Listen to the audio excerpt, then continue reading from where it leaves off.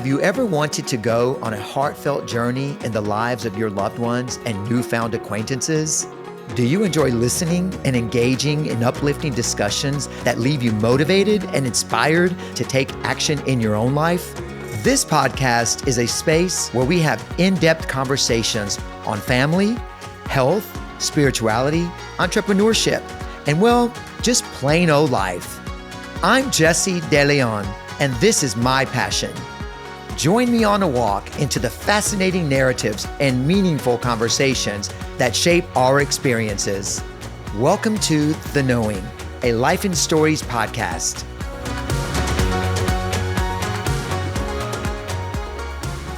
Hello, everyone.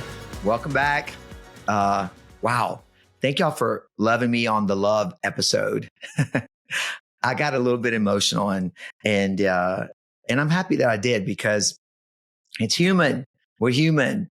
And thank y'all for making me feel safe. And I think that's what love is too, where you feel safe with someone. You feel safe with your parents and your friends, your siblings. That's so important. We're recording back to back. So if you're on YouTube watching it, well, I'm put on a different shirt. I want to talk about my spirituality. Actually, I mentioned that in that love episode, and you know, I've been on this journey for a long time in my life. It's just been. I always felt like there was. I always felt there was like a holy presence around me, and I was told, it was God, and I feel it was, and I know it was, and I knew then it was. My parents, they were Catholic, but they weren't practicing Catholics.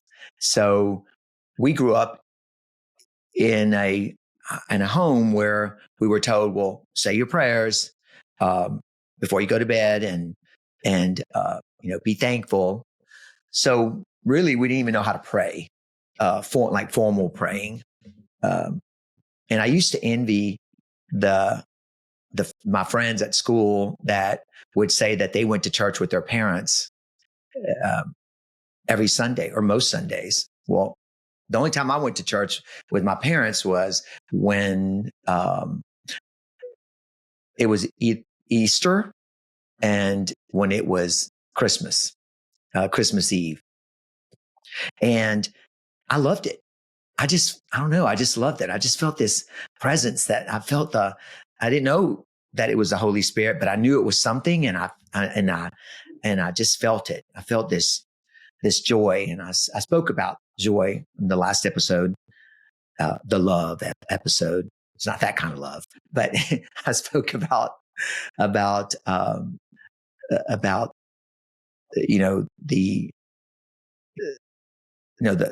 the feeling of love and what we're taught love is. And then when we got off when we finished the episode, Jeff, my producer, made a great point.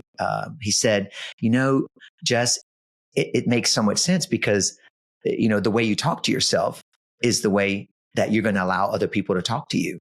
And that's so true. So just kind of remember that, keep that in that corner of your brain, that ear that says, this doesn't feel so good. I don't like the way this person's talking to me, but maybe it's also because of the way we talk to ourselves. And if you don't think your children are listening, guys, about what you say to yourself, I'm too fat, I'm too skinny, I'm not tall enough, my hair is not blonde enough, I'm not beautiful if I don't have long hair, I'm not manly if I don't have big muscles, big arms.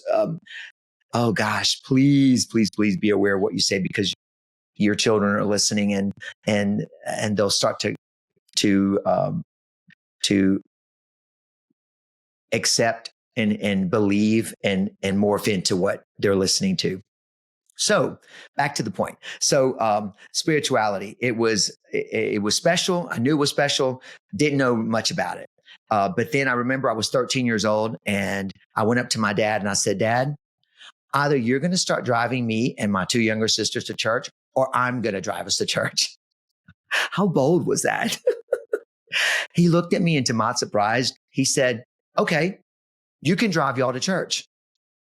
We lived 15 or 20 minutes outside of the town that we lived in the country.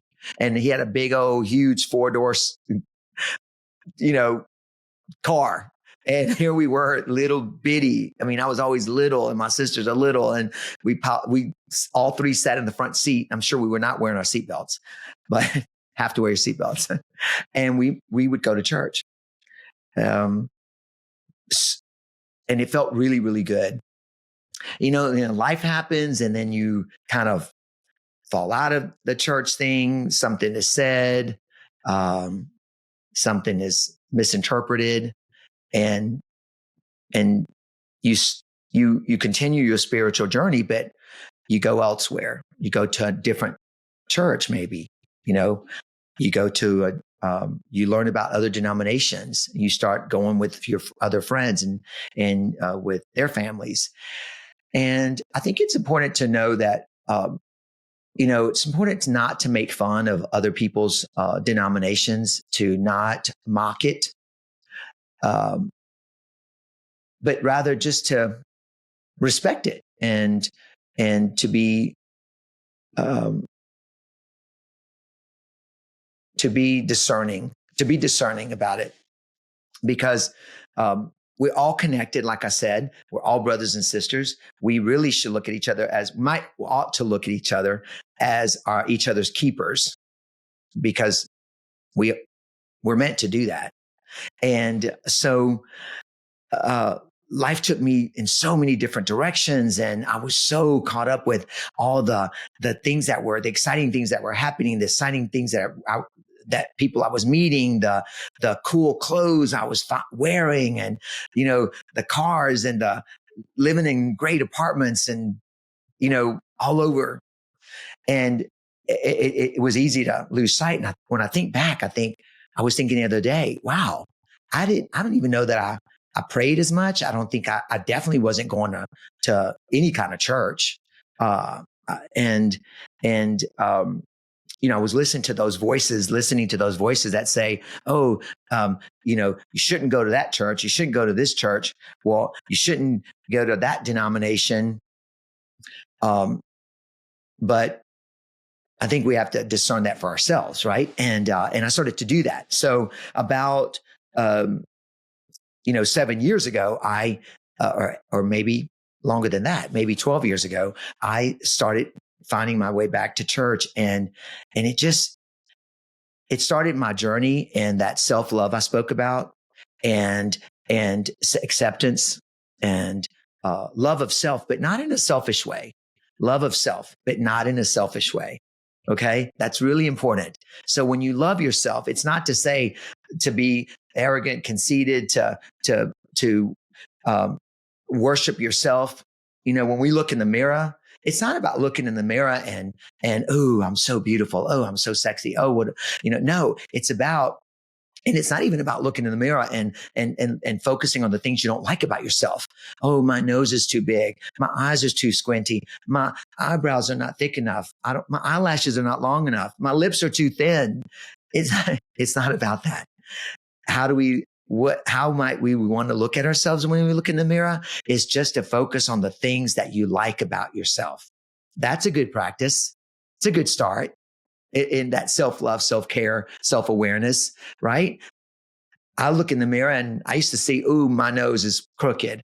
I looked in the mirror and I thought, gosh, I wish my eyes were wider and bigger and more almond shaped, like all those people you see in magazines that have that perfect proportion. It's what we kind of are like our guide, right?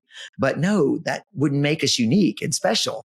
And so rather than look at the things I don't like about myself, my therapist taught me to start focusing and practicing on looking at the things I do like about myself. And so I started to like a few things about myself. And that started me on the practice of not speaking to myself in a way that was unkind. And so this is where my spirituality comes into play. And, I used to think, and people often told me, well, why do you go to church? Doesn't it make you feel bad? Don't they make you feel like you can't be yourself? And I say, no, on the contrary, I'm not there to be liked. In fact, sometimes I don't even understand what the mass was about, or what the lecture was about, or what the message or the homily or the gospel was about. Sometimes I don't understand it. Well, in my spiritual journey, I've learned it's not about what I'm learning or what I'm not learning. It's about being there in the presence of faith and holiness, and learning, and understanding that we're there to give thanks to give praise to worship to be grateful for. And it was in that practice of being grateful for that I've started learning how to, forgive myself through faith, through my spirituality, and understand that I'm human. I've made mistakes. I've committed sins, but guess what? I'm human, and I fall sometimes. But remember, what I've learned is every time I fall, every time I commit a sin, I now can give myself the grace to forgive myself. And it's through spirituality. It's through the study of the ancient history of faith and the church that helps me to reconcile that part of me that I didn't like, the part of me that didn't feel I was worthy, the part of me that didn't feel deserving. And I'm here to tell you, we are all worthy of God's love, God's grace, God's gifts, no matter what your denomination is. I just want to be clear about that. You're all welcome. I love y'all. I love everybody.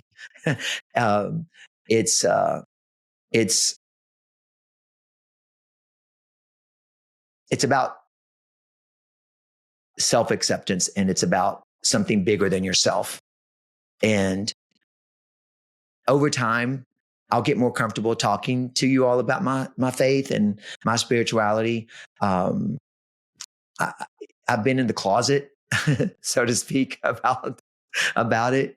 And because I didn't want to be rejected, because I didn't want to be judged, because I didn't want to be told, well, why would you believe that there's a God? Why would you go to that church when they don't even like you? What? I couldn't believe that somebody told me that. Oh my gosh, I could get emotional again, because when I learned that was so not true, don't listen to those voices. Just know that, listen to the spirit that's speaking to you. That's what you want to listen to, and move toward that, and then become the light for other people to find that love and acceptance in faith. And so, enough said. Thank you for listening to me. Thank you for making it possible. I want to reiterate the reason I'm doing this podcast, or maybe I've never said it. Maybe I was still in the closet about it, but this is inspired. For me, it's inspired by God to do this podcast. And without getting, holy roly and kumbaya on you, it's just, I just want to share and hope that I can be a small part of your spiritual journey, your love journey, your getting to know you journey. I hope that I can be a small part of that. I'm so excited. So until next time, I love you guys. Keep me in your prayers.